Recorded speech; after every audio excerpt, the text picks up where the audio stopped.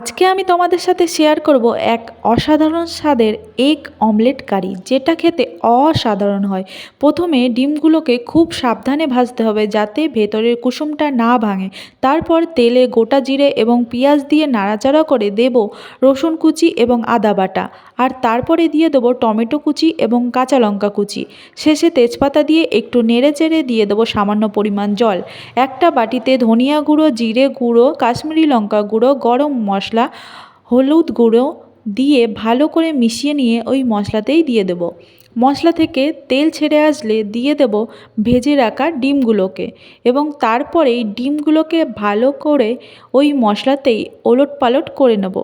তারপর কিছুক্ষণ ঝোলটা কমে এলে দিয়ে দেব পরিমাণ মতো লবণ, একটু গোলমরিচ গুঁড়ো, একটু গরম মশলা। তারপরেই রেডি হয়ে যাবে এই অসাধারণ স্বাদের এগ অমলেট কারি।